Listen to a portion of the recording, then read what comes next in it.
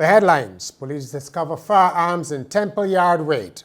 Water Authority gets new big loan to fix its aging network. And Sri Lanka probe attempt to fix Windies cricket match. Welcome to Nation News for Friday, December the 18th, 2015. Police say they seized 3 firearms, ammunition and a quantity of drugs when officers conducted a surprise raid on Temple Yard on Cheapside. A contingent from the Police Tactical Response Unit swooped down on the area just before noon. Traffic was brought to a halt and Christmas shoppers and city workers lined the street by the General Post Office to witness the operation. Police spokesman, Acting Assistant Superintendent David Welch, later told reporters that 3 guns were discovered, an 8mm, a 9mm, and a .38 revolver. More than 30 rounds of ammunition were also seized, as were marijuana and what was described as a white substance which is to be tested for identification. 2 men were held. Some of the craft workers who operate out of Temple Yard were very upset by the raid.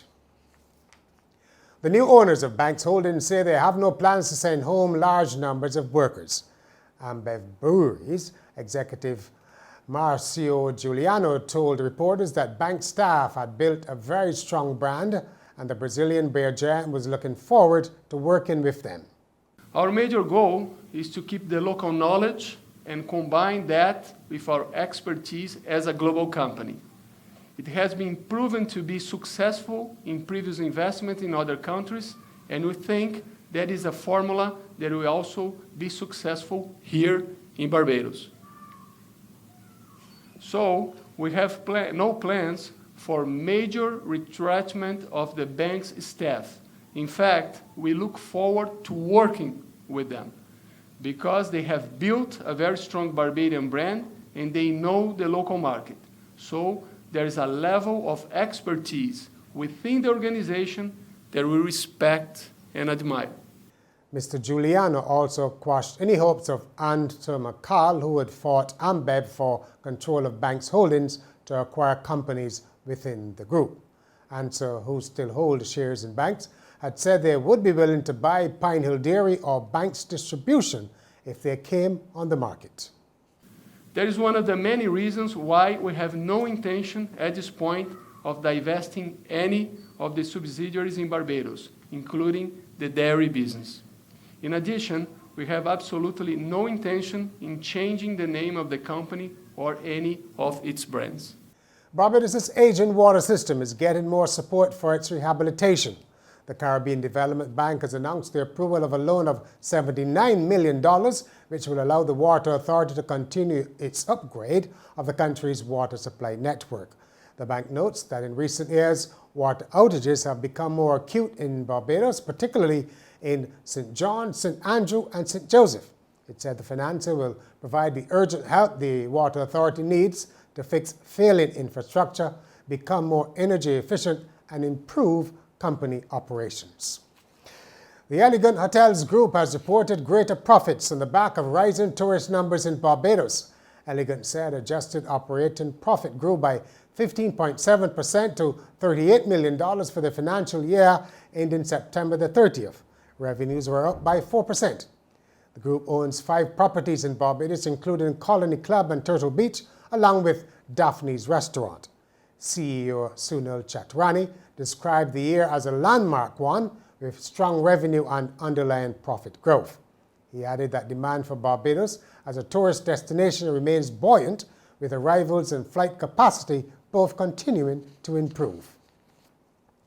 The Trinidad and Tobago Prime Minister Keith Rowley is in Barbados.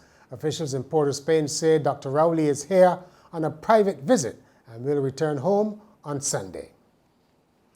About 250 of the country's homeless were fed like kings and queens at the Salvation Army's city headquarters.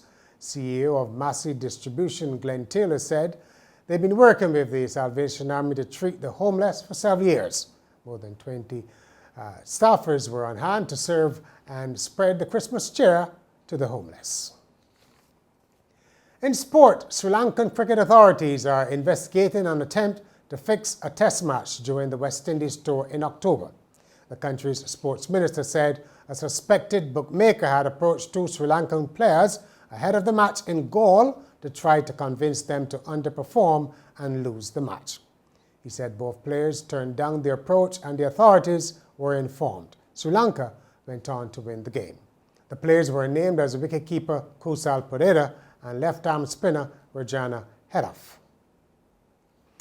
And finally, an ATM at a British supermarket dispensed free money to customers after experiencing a glitch. The cash machine at the Tesco store in Manchester accumulated a long line on Wednesday evening when shoppers discovered it was giving out double the requested amounts of cash. They also announced the free money on social media. Where else? Tesco Bank said the glitch was caused by a service provider. The bank said the ATM was completely emptied of cash by customers, and the bank is working to assess its losses.